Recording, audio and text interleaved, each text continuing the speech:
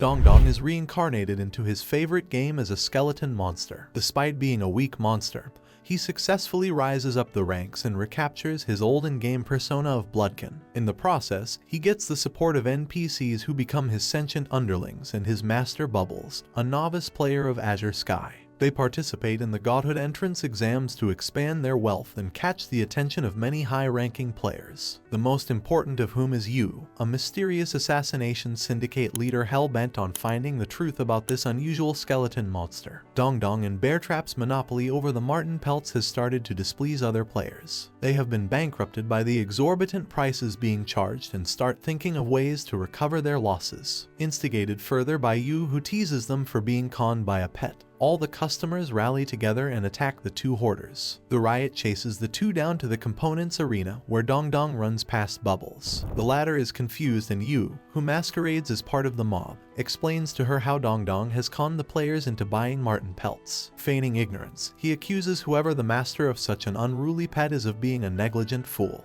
Bubbles, shocked, is then told by Yu that such a rebellious and cunning pet is sure to betray whoever his master is. Pushed on by a manic Yu, the crowd surrounds Dongdong and Beartrap. To the syndicate leader's utter surprise, the fight ends about as soon as it starts. The Bloodkin hero activates his Sub-Zero Freeze ability to turn everything within a close radius into icy spikes. The riot is fully neutralized within a blink of an eye. UQ gives Dongdong a handful once the latter rejoins the group, insulting him for being greedy in such an important event. Meanwhile, Bubbles inadvertently figures out a way to mix and match the components to create the contraption. While UQ is quite impressed at her mechanical mind, Dongdong teasingly suggests that Bubbles spent all her points on luck. Since the mob is still chasing after them, the banter ends and Beartrap decides to stay with UQ and Bubbles while Dongdong flees to distract the mob. Knowing that Beartrap might try to extract information from them, Bubbles gives him an elaborate and absurd lie on how she got Dongdong to be her pet,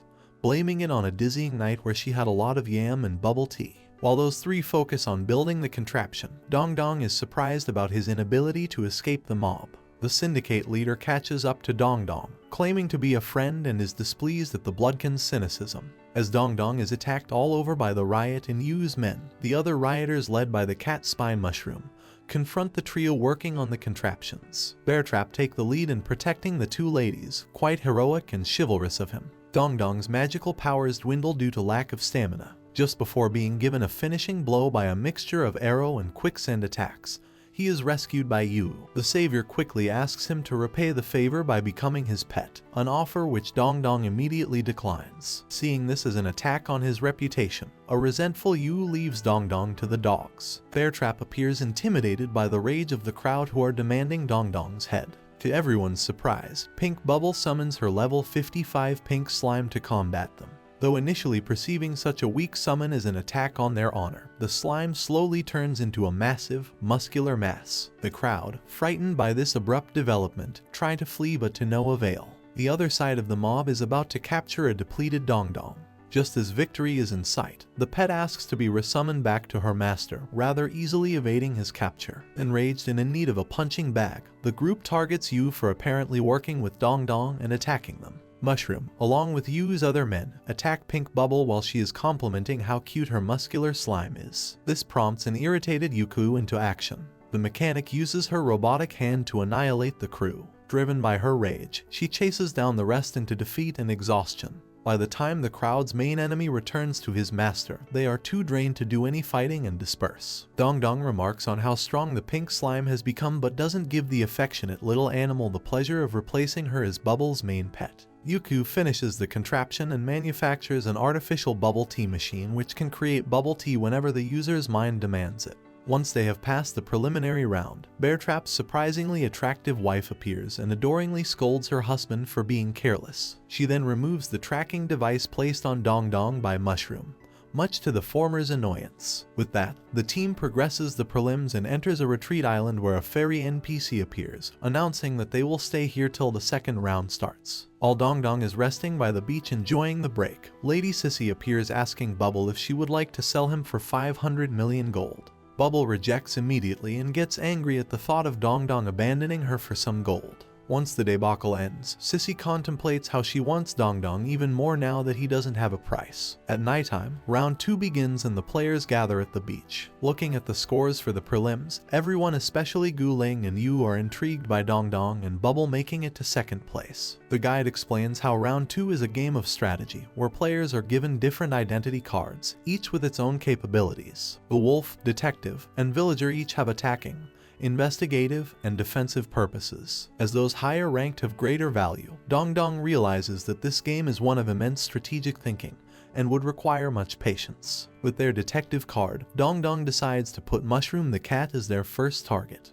They run into him and, knowing that he has the wolf card, intimidate him into submission. Dongdong explains to the cat how his vengeance is motivated by the cat putting a tracker on him in the prelims, an accusation Mushroom denies. He uses his wolf card to attack Dongdong with double his usual strength, but is easily neutralized by the latter's ice shuriken. Once defeated, Dongdong gets his revenge by making Mushroom cosplay as a cute manky Nico cat. The ninja, humiliated, decides that enough is enough and chooses to launch a last-ditch attack. This inevitably fails as he runs into the pink muscular slime pet and is bear-hugged into defeat. Despite being defeated, the soul of the ninja goes back to his master Yu to try and explain what Dongdong and Bubble's identity card is. Meanwhile, Gu Ling of the Xuanyuan and his pet, the Enchantress, are contemplating how to deal with Dongdong, whom the former finds very cunning. Yu arrives to greet them in apparently good faith, recounting memories of their time in the war. However, Gu Ling is extremely wary and demands to know his intentions. Yu provides him with a list of players and their abilities, in the hopes of helping him secure first place, and leaves. The Great Prince uses the list for its authenticity but decides not to pursue it any further. Along this time, they run into Dongdong and Bubble, whom they know through Yu's list carry detective cards. Dongdong displays all his power to deter Gu Ling into battle while Bubble adores the beauty of the Enchantress. When the long silver-haired connoisseur attacks him, Dongdong quickly creates an ice wall and escapes their sight. The next day, the two run into Yuku, Beartrap, and his wife, who are happy about their points accumulation. They run into a red-faced pet called Tarzan who identifies Dongdong as his mother and latches onto him. They find out that, living in the wilderness all alone, the pet can identify the smell of his mother on other people. Tarzan's pet tells them that Mushroom has stuck around after his defeat, spying on Dongdong to Yu. Everyone contemplates why the Assassin's Syndicate is after Dongdong, while the new master requests an alliance to aid them in getting the top 10 spot. After some thought, Dongdong admits Ming to the alliance, thinking they need more members to even have a chance to combat the mega guilds. Just as this is being consolidated, Gu Ling runs into Dongdong by the beach and requests him to join the Xuanyuan clan, promising perks and security. His condescension angers Yuku, who demands he speak to them as equals, but Gu Ling perceives this with very little seriousness. They are invited to his residence, where Dongdong is more impressed by the quality of Xuanyuan fruits than anything else. Gu Ling explains to them the importance of mega guilds, showing them a black sword which was a relic of the former Great Wars. Though he is somewhat impressed, Dongdong turns down his offer and leaves with Bubble. The latter, at the beach, tells him to be resolute in his decision and goes on to explain her love for the beach, which she can access only in the game. She talks about her bad health in real life, which shocks Dongdong and encourages him to defend her with even greater conviction. As night falls, the new alliance of Mingmen, Yukyu, Dongdong, and Bubble make a plan to disrupt Gu Ling's plans and win the tournament. The plan to eliminate Gu Ling begins. Dongdong and his allies go around the island seeking help from all sorts of players, friends, and old foes. The fact that Gu Ling is first place by a wide margin would entice many to join, as Dongdong correctly predicts. They first seek Lady Sissy, who immediately sends her subordinates to aid Dongdong once the latter assures her she can meet many smart pets like him. Next on the list for the Bloodkin hero is his old enemy Yu. They meet very fraternally, though acknowledging the other as a hypocrite internally. Yu decides to join the alliance once Dongdong assures him that once the common enemy is defeated, the two of them will duke it out for who gets first place. The last person Dongdong approaches is Sane, the Luminary's representative whose ego is still wounded by his former loss to Gu Ling. The orchestrator pampers Sane's ego, assuring him of his superior strength and their need for a protector who can lead the killing blow to Gu Ling.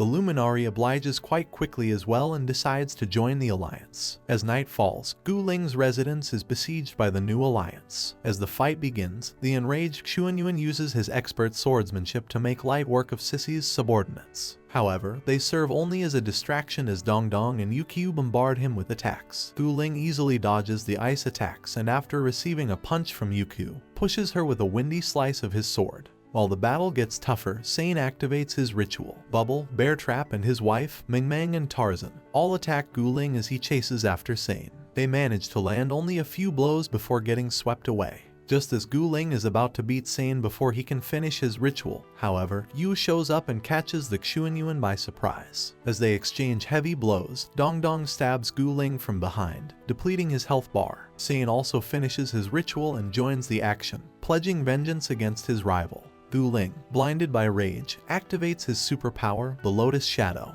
He regains his health and launches a rampage against all the attackers. When all hope seems lost, Sane also uses his seal to activate his own Lotus Shadow, and the two compete in the skies. As their swords exchange heavy blows, the Dongdong once again springs up from behind and traps Gu Ling into an ice circle. Before he can even judge his next action, Sane appears to finish him off with his Lotus Shadow. Gu Ling is defeated. The Xuanyuan clan laments in embarrassment at Gu Ling's defeat and are teased by their Luminary rivals. They consider abandoning him but quickly acknowledge the unfairness of his situation. Meanwhile, before leaving, Gu Ling, now relatively more calm, calls to Dongdong and apologizes for his earlier condescension. He failingly requests him to join the clan but to no avail. A weakened Sane thanks Dongdong for his aid and considers sending his name to the Luminary Guild as well. As dawn breaks, the scoreboards are revealed and everyone is shocked to see who the first place player is. It is revealed that Yu has taken first place following the battle by ambushing Sane.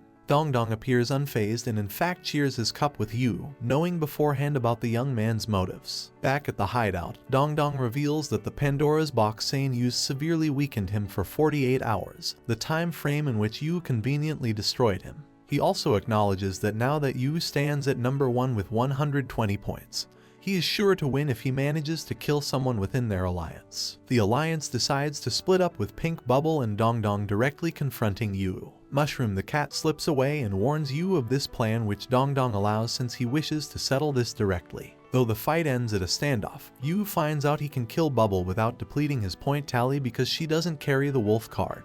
He traps Dongdong in a cage and manipulates Blobby the slime into attacking Bubbles. Vulnerable and damaged, Bubbles is saved at the last second by Dongdong, who manages to break free using his ice. He attacks Yu with a punch to the jaw. The latter quickly stabs him. Dongdong turns to a skeleton warrior and rebounds his attack, creating a hole in Yu's stomach. The young villain is revealed to be using his blade as a clone. In a quick display of sheer power and speed, he tracks and brings together every member of the alliance and traps them within his mirage of clones and bombs. Dongdong attempts his ice bombs but to no avail. Him, Ming and Tarzan are trapped inside Yu's celestial cage, a secondary artifact of immense strength. The guide explains how the cage is a form of eternal imprisonment. Yu and his clones use this time to chase after Bubbles. Bear traps Enchantress wife and Yukyu protect Bubbles but to no avail. Yu stabs Yukyu and imprisons the Enchantress before heading towards Bubbles with his dagger. Meanwhile, Tarzan unleashes an unlimited barrage of punches which destroys the Celestial Gate. He promises to always protect his mother and collapses to the ground for lack of strength. Finally free, Dongdong summons an ice dragon to counteract Yu's dragon and defeats him.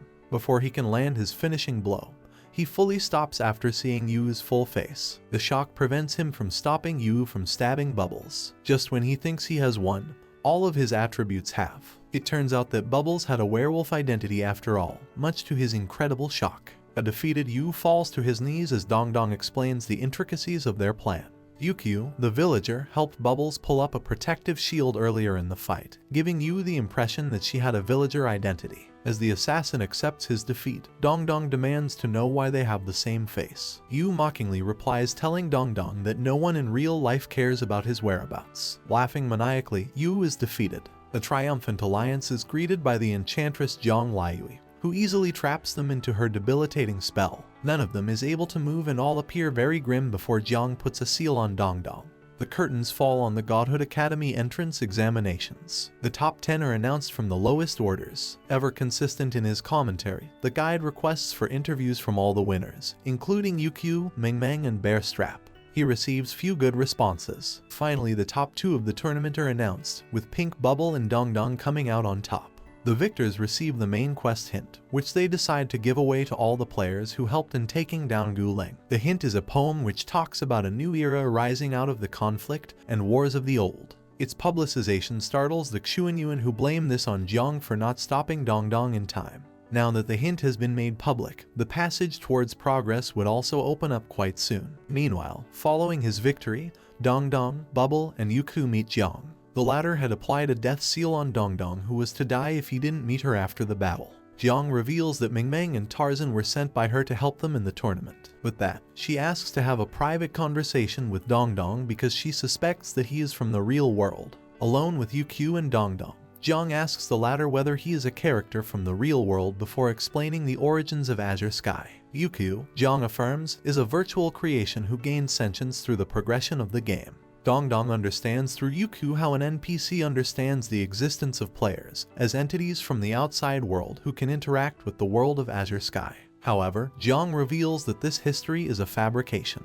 At Xianling Mountain, she worked as a receptionist and became close to 2 players. When one of them returns after a long time offline without the other, she explains to Xianling the concept of death in the real world. It is there that she experiences emotions of forlornness and tears. She explains how, in contrast to the world of Azure, the real world involves a natural cycle of life which ends in death, a world devoid of magic and resurrection. She tells Dongdong that the messages are only censored for interactions between NPCs and players. Dongdong's shock reaches a whole new level when Jiang reveals that, if the 2 worlds are linked, then perhaps NPCs can travel to the real world. Xuanyuan, who can awaken NPCs that can experience emotions and sentience, is helping Jiang with this project and sees Dongdong as a suitable ally. She explains how NPCs gain awakening through curiosity about the nature of their existence. Then, Jiang requests Dongdong to join Xianling Mountain, where he along with like-minded people will help travel to the real world. Dongdong returns to Pink Bubble following the conversation, lamenting the fact that he cannot tell her the truth due to censorship. The 2 decide to go back to Meadowy Hill while Dongdong contemplates his role in the quest to discover the connection between Azure and the real world. A beautiful capital with all its magnificent splendor looks over them. The end.